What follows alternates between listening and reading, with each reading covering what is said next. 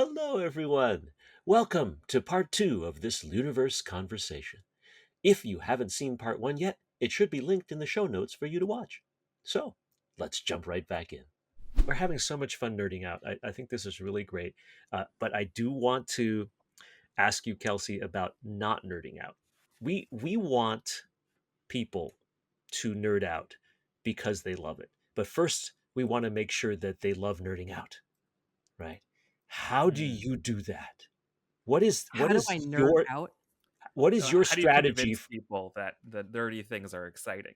Yeah, what is your way of telling people, whether it's say non-astronomers in the community, or whether it's actually the funders of our scientific proposals, that Yeah. that stuff, which doesn't naturally seem so flashy, is actually really cool and worth nerding out over, right? What is your way of thinking about that? Sorry, I'm trying to think in real time here. I'm That thinking is about our goal. who I'm talking to, whether I'm talking to a funding agency or I'm talking to someone who's sitting next to me on an airplane, Oh, that's a great or point. Your audience makes all the difference, doesn't it? the You audience first makes have a to know. huge difference. Mhm, mhm, But for me, like how I phrase the answer will differ, but the mhm, core of it for me, it comes back to why I'm in astrophysics to begin with, is I Yeah. really just deeply believe to the core of my being that it's imperative for us as humans, as sentient life forms in the universe, and maybe the only ones we know of, to try to understand our universe and the place that Mhm. we live. And if we don't, to me, that just feels like a lot like, well, for one, not living up to our potential, but it's would just be really sad, right? If we are literally fluctuations of the universe made sentient, Yeah. and possibly the only fluctuations of the universe made sentient who are capable of trying to understand the universe, and we don't try to understand the universe, like, what's up with that? Yeah. Right, here we are, people have this super all right, I'm gonna make some, like, really hasty generalizations here that are probably totally wrong, and I'm gonna get a whole lot of hate mail, and I guess that's normal No. for any given day, but, um, I feel, and maybe this is the problem of like children's books. Like you think about people have an astronomy unit, right? Not a class, a unit in third grade or sixth grade or whatever your Yeah. local standards of learning might be. And they learn about the solar system, which is great, right? You're learning about your local environment in the universe. But to fit everything on a page, like if the sun is this big, the earth is this big, Mhm. and it's like this close to the sun, and we have this super overinflated sense of how big we are because it's nothing Yeah. is to scale. And Right. I feel like that just gets, um, people build this into their worldview and how they think about themselves and the cosmos Yeah. as in some, like non-specified, non-articulated way. And here's where the overgeneralizations come in. I really feel like most normal people who aren't on this podcast right now don't understand how small we are, right? Mhm. And that Mm. we're on this tiny little speck of rock, like in this like vast, unfathomably vast abyss. And the fact that we are so myopically focused on what's happening, like, on our screens and on social media and what pair of socks we're going to wear is like mind blowing to me. Like, wait a second. Can't we like pause and think about this thing that we're a part of that is like bigger than we can fathom? Yeah. And Mm. so back to your question, Chuck, right? No, That's the it's fine. core of where my answers come from because I Mhm. just really feel this passionately. But again, how I'm going to phrase that really depends on who I'm talking to. And right now I'm talking to two fellow nerds. So Yeah. Right. I'm just letting it out there. No, Yeah. that makes total sense. Wow. That's a very deep, profound thought that we have to appreciate where we are in the universe. Otherwise, we are not living up to our potential as a species. Yeah. That's how I feel. That's pretty cool. Yeah, I mean there was we had another previous episode we were talking about a scale model solar system and how like I think that was one of our first Was episodes that with Jimmy Jimmy Negus. Yes. Yeah, the Uh-huh. Colorado scale model solar Oh, Yes. I scale love model solar system. Jimmy. I know Yeah. Jimmy. Jimmy is Yeah. awesome, right? And you were at Colorado. You know that whole environment. And yeah, Jimmy, Yeah. one of our favorite people. Yeah. And he was building he was building a scale model of the solar system Yeah. in the Boulder area, which was reaching out, to red rocks or something crazy like that. Yeah, yeah. The idea was that you actually have some large sphere, maybe Earth size, or like not actual Earth size, but like the size of a regular globe, and you're like, oh, this is going to be the sun. How far out do we really have to go to get to Neptune or something? It's real far. It's kind of crazy. Or even Earth is pretty far. There's some fun facts I love to just sprinkle out there when I'm teaching my classes that I think I love them because I think you can visualize them and it helps students remember. And so Yeah. you probably already know this, but like you could fit 1,000,000 Earths inside the sun, Yeah. right? Just to give it a sense of scale, right? Yeah. And It's so huge. yeah, exactly. Right. I mean, and I feel like saying it's huge is like lost its bite because we're like, yeah, the universe is big. But okay, stop and visualize putting 1,000,000 Earths inside the sun. Yeah, I'm reminded of the Douglas Adams quote, like, yeah, you may think it's a long way down the street to the chemists, but that's just peanuts to space.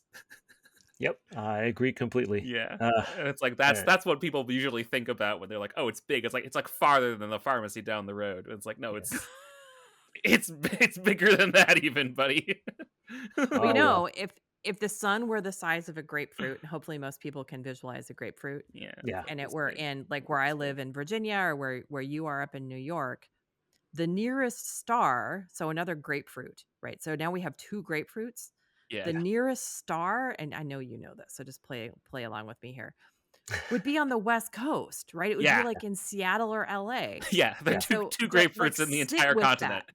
Yeah. Exactly. And that's the closest star. So sit with that and then think about interstellar travel. Yeah. Exactly. It's nuts. Well, what does that do to your thought processes about the unknown, Kelsey? I mean, do you get this dread where you say, forget it, we're never going to be able to see all this stuff. Let's just worry about what we're going to see on TikTok next. Or can we actually say, hey, this is a tractable problem and it's worth studying because we as scientists or we as philosophers or we as just thinking human beings have a shot at actually answering these deep questions? So, okay. So first thing I'm going to say is I don't think we should make it a dichotomy. I Yeah. think I don't think it's either or. And I will say I actually avoid TikTok because I'm not allowed to use it on my university's internet. Oh my So goodness. I'm Okay. not gonna go do that. But okay, I don't know if some of these problems are tractable or not. Some of them probably aren't tractable. But here's what bothers me. Just because something might not be solvable, why should we conclude from that that it's not worth thinking about? Right? I think there is Oh. real value in letting ourselves be curious for the sake of curiosity and be in the space where we allow ourselves to wonder without requiring that we be able to get an answer, because that shuts off all of these amazing things that we get to think about. And I just think that's sad. Yeah. So you are comfortable with the unknown. You're okay if there is something that we will never know about, and you're just happy just to think about it and wonder about it and say, "Hey, that's cool." Okay, happy may not be exactly the right adjective, Okay. but I I think it's important. It's valuable I to think it's do. Yeah. important as part of being human Mhm, to let ourselves think these big existential thoughts. Yeah. And I was actually, I wish I had it in front of me. There's a wonderful Rilke um, um, poem about this and about sitting with curiosity, and I don't have it in front of me, but maybe we can find it. We can share it later. Oh yeah, All Alan, right. help us find that. Maria Reiner I will. Rilke. Yeah. Okay. And do you remember the title of this, Kelsey? This?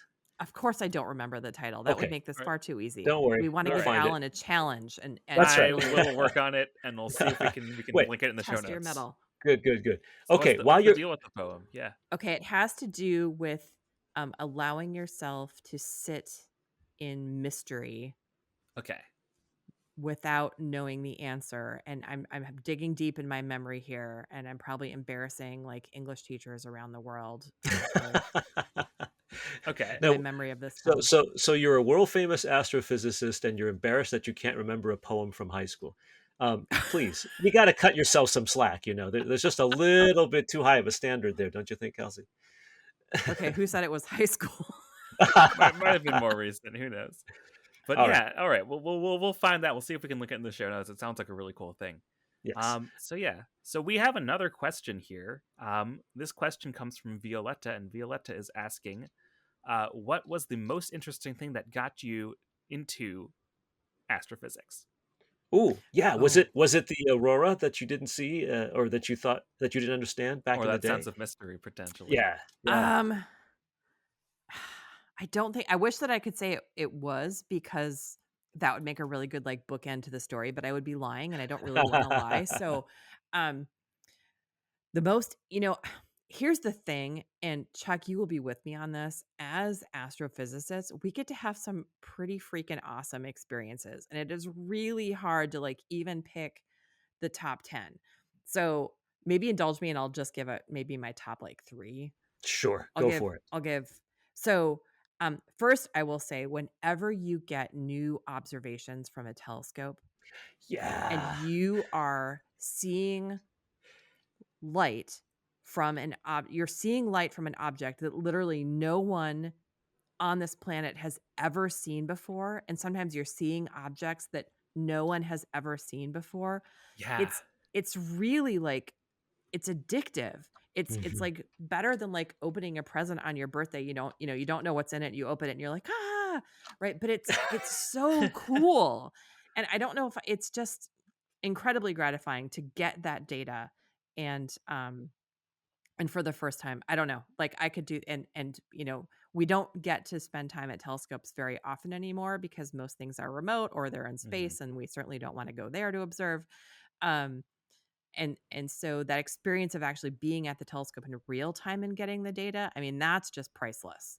Yeah, it's So Mm. true. now It's mostly true. we get it sitting at our desk in daylight on our computers, which is still pretty cool when you open the file and well, okay, let's be fair, you open the file and the first thing you see usually is gobbledygook because it needs to have stuff done to it. But once you do the stuff that Those needs to be FITS done to it and files, you make yeah. it to be not gobbledygook and you've surfaced this amazing data from the universe, Yeah. that's awesome. So that would One of probably be my my top. Yeah, I'll interrupt you there. One of my favorite memories as a postdoc was indeed we had found all these potential quasar candidates surrounding the Hubble Deep Field North, back when there was only one Hubble Deep Field, and we are trying to figure out whether they were actually quasars or not. And I remember being at the MMT in Arizona, big telescope, guys. It's about 15 feet across and 30 feet long, and we were just getting the images with our collaborators, and the first spectrum comes off of the telescope, and we see that distinct little weird band of light that indicates Woo! indeed those are the emission lines that indicate that this is a quasar Yes. redshift 2.5. And we're like, wow, it's worth it. This was That's all pretty worth it. awesome. All the pain and the agony was all You worth it. found the I quasars. know, right? That's Yeah. pretty awesome. Okay, so speaking of observatories, right? There are a Yes. lot of Mhm. observatories and pretty spectacular locations. But one of the things I got to do a bunch of, I don't know, I was going to give years, but again, let's not do that. Let's not give the years. Fair. Um, I was part of the scientific advisory committee when the ALMA telescope, which is the Atacama Large Millimeter Array, which is up in the Wow. Atacama Desert in Chile. Mhm. Mhm. Um, and for a time, I was chair of the science advisory committee, and at that time, we got to go down to Chile to the site um, regularly, pretty often. But the site for this, it's in the Atacama Desert in Chile. And if you're not familiar with the Atacama Desert in Chile, it's very high, right? The telescope itself is at like 17,000 feet and very, very dry, hence the desert. Yeah. And there are reasons why this makes it a good place to have an observatory. But being up there, you're really in the middle of nowhere. It's incredibly dark. It kind of looks like what I think the surface of Mars would look like, although I've never been on the surface of Mars, so I'm just Wow. inferring Yeah. from images I've seen. Wow. Um, Wow. Fair. Wow. and the night sky there is like, I'm a sucker for a good night sky. Like, I Mhm. really, really love a good night sky, and I worry that people, not you two live in New York, like you just don't even know what the night sky Yeah. looks like. I don't know how you got into astronomy, but um, anyway, the night sky there is unbelievable, and so being up at that high site was really definitely one of the highlights of my career for sure. Fantastic. Wow. Well, I got into astronomy because I was doing X-rays, and it doesn't matter whether it's daytime or nighttime when you do X-ray astronomy. So, uh, Nevertheless, it's all cool. But yes, to get to a dark sky, we have to drive a long way, sadly. But you don't, which is great. I love that. And um, you got to tell us that third thing that got you into astrophysics. 3 of the top 10. Oh, You only gave us 2. okay. All right, wait, was I supposed to be answering what got me into astrophysics? Because that's a whole other kettle of fish. Okay, let me tell. I want to tell you something just totally wacky, and everyone who's listening is going to think I'm the biggest weirdo ever if they don't already think that. But that's okay. Like, just pile on the ammunition at this point. Okay, so when I was a kid, we had this tiny little house, but it was sort of adjacent to don't laugh, a big potato field. Ooh. Hey, I love And potatoes. I mean, who doesn't, right? If you That's don't love, right. I mean, maybe not raw. Like, Potato. Okay. I'm not a fan of raw potatoes, but any other form, I'm there for you. All right. But behind our house was a really big, like a really big meadow kind of area, Mm. and I would go out there almost every night. Well, maybe not every night in the winter because it was Minnesota, but every night in the summer. Um, and I don't know why I did it. Well, I do know why I did it, but we're not going to talk about that. And I would go out there and I would just stare at the night sky. I didn't know what I was doing. I wasn't an astronomer. I hadn't had an astronomy class, but I came to sort of get to know the stars in the sky just by seeing Yeah. them every night. That's And great. and one particular star, like I started to recognize my stars. There was always this one particular pretty bright star that at the time of night I was normally out was always up, and I kind of knew, I knew to look for it. And it almost all right, don't laugh. It almost became like a friend, right? Because it was Yeah. literally there like every night. And so for whatever reason, I started doing this. I tell you, I was a weirdo as a kid. Okay, I mean, who was, right? Yeah. Um, I started doing this thing that I swear to God this works, and you can't do it in New York City, but maybe some of your listeners or your viewers can try it. Okay, Okay. so here's the thing. So it turns out that star that I found as a kid that I fell in love with is the star Vega, which That's a Ah. is good the one. brightest star in the constellation Lyra, which is my Mhm. favorite constellation. I do have my favorite star is Vega, and my favorite constellation is Lyra. And actually, my Awesome. dog, who's outside barking, is named Lyra. Oh, Um, wonderful. Wonderful that she's barking. Bring it on. Okay, Yeah. so all right. So here's the thing I would do. I would stare at that star, and you can really actually do this with any star. And I've never bothered to figure out why this works physiologically. I'm sure that if there are like ophthalmologists listening, I don't know if you have ophthalmologist followers, but they would know. Might. So I would stare at the star and I would try to focus on it so intensely that everything else in my field of vision would go blank. And the Wow. only thing I could see would be that single star. Literally everything else in the whole field would go dark. And the problem is as soon as that would happen, I would get all excited and then everything would rush back in because I would lose my focus. It's like saying don't think of a pink elephant, and then the only thing you can do is think of a pink elephant. Yeah, Yeah. And so Yeah. I would stare at the star until it was the only thing that I could see, and and it became a game for me to try to hold that focus as long as I could before losing it. But Mhm. when you hold that focus on that star, it's almost awe-inspiring. Like you feel this weird, like almost Yeah. connection across the universe. I realize I'm sounding a little woo-woo now, and it just is what it is. It's But it's okay. an incredible experience. And that I think gave me this sense of being part of the universe, even as a little kid before I even knew what astronomy was. And it made me feel like, okay, yeah, it's a big, unfathomably dark and huge abyss, but I have a friend out there and it's a star and its name Yeah. is Vega, right? It made the universe feel a little bit more approachable. Yeah. That's awesome. We're going to stop for a quick break right now. I'll be right back with the LIUniverse with Dr. Kelsey Johnson. And we're back with Dr. Kelsey Johnson here on the LIUniverse. So, Alan, you got the curious thing for us? Yeah, so we wasn't I can't take credit for it directly. It was one of the other production people involved. Yay, Found production people! Woo! All right. Yeah, they found the poem that we were looking at. It is called Letters to a Young Poet. Ooh. Okay, good. Kelsey, can you read it for us? So I can and I will, and I would love to, and I would be delighted, but please indulge me because I do not have a PhD in poetry reading. Well, So it's technically a prose-ish letter thing, but it's poem. I mean, Rilke did this, right? And Yeah. others. They write poetry, but in prose form, And then you have like John Donne, who Yeah. did metaphysical poetry, which also was Okay, I don't have a doesn't PhD in rhyme or that anything. either. So That's fair. That's okay. okay. All right. All right. Let me give this my best shot. And Okay. Letters. I don't want to do it a disservice because I think it really is a beautiful poem or piece of prose or whatever it is that You we're going to won't. call You it. won't, Okay. because it's from your heart, and that's what matters more than anything else. Letters to a Young Poet by Okay. Letters Maria to a Rainer young Rilke. poet. Be patient toward all that is unsolved in your heart and try to love the questions themselves, like locked rooms and like books that are now written in a very foreign tongue. Do not now seek the answers, which cannot be given you because you would not be able to live them. And the point is to live everything. Live the questions now.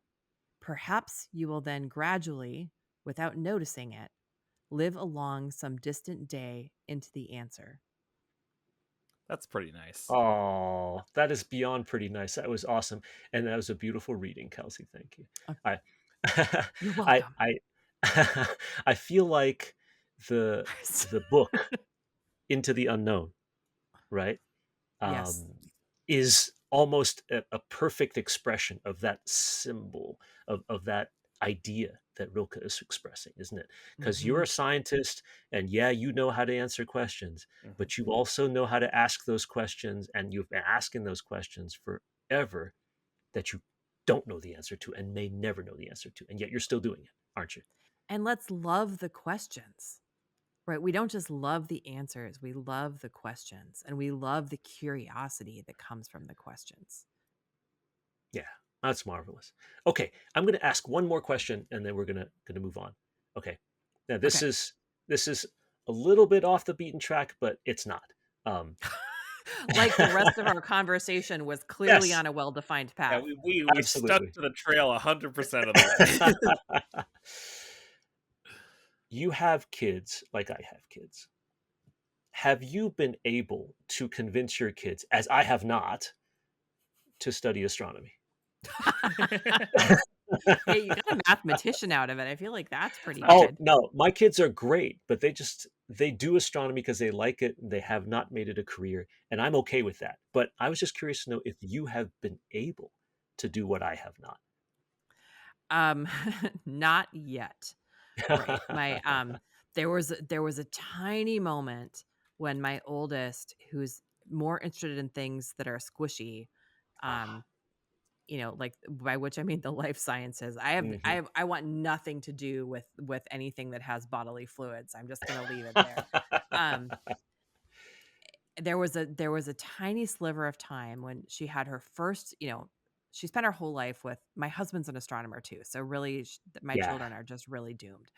Um, and so I think she's, my kids have spent their whole lives feeling like it's just kind of normal and boring and they have to listen to painful conversation around the dinner table about this code or that observatory, whatever it is.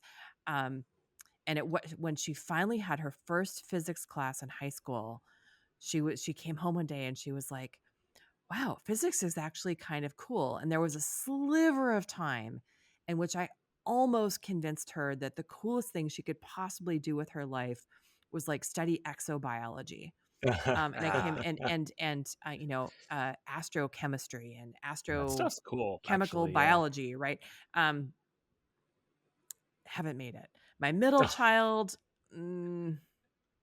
I mean, he has no idea. He's only like 18. How's he supposed to know what he wants to do with his life? No idea. true, And I think true, that's as true. it should be, right? Yeah. Like, how are you supposed to know when this drives me crazy. How are 17, 18-year-old, 19-year-olds supposed to have any idea what they want to do with their lives when they've been exposed to like the tiniest sliver? So, Mhm. all Enough right, that's a whole by soapbox your that major I and won't, stuff. Yeah. yeah, I won't go on that right now. And my youngest, I mean, All she's right. 12. All Who right. knows? That's fair. Okay, so there's hope yet. Yeah. There's hope. Oh, how about Lyra? I mean, Lyra is barking in the background there. So, Lyra uh, is Berkey. She loves astronomy. ah, success. There That's you great. have it. No, that's wonderful. Yeah. Well, Kelsey, we could go on all night, but we're not going to because we have to go out and take a look at Vega really, really carefully, Oh, right? can you see Because that now, from New York? There's Might be the only still star you can see in the zero universe. magnitude stars are still occasionally visible under the right circumstances, right? But I'm inspired now by what you said to actually look very, very carefully. It's amazing. So I know that you have a big social media presence overall in general because of all the I high profile do. things. Well, because all the high profile things That's you do news for to me. astronomy and physics and everything like that. So if anyone ever typed in Kelsey Johnson, they would get some sort of TikTok influencer or Instagram photographer, and then they would see you or something like that. So They that will you're definitely doing not see great. me on TikTok. That's right, because you're not allowed to use that at your university's websites. But if there is a way for us to find you on social media or keep up with the kinds of things you're doing, looking online, whatever, how can we find you? Oh, I love that. So I really do need someone to hold my hand and help me with social media. But you can find me on, well, I try to stay off of Twitter these days because of things. Um, hmm but my hmm handle is at Prof. Kelsey. I go Okay. by Kelsey, just like you go by Chuck. And Yep. I've always, you can find, I have a website. I think it might even be like kelseyjohnson.com, something really super boring like that and not utterly predictable because I was smart enough to like claim that before it was claimed. I try to Fair. keep that a little bit up to date. I do, one thing about having your own website, I feel like I'm Mhm. such an old person saying that, is you can control it yourself.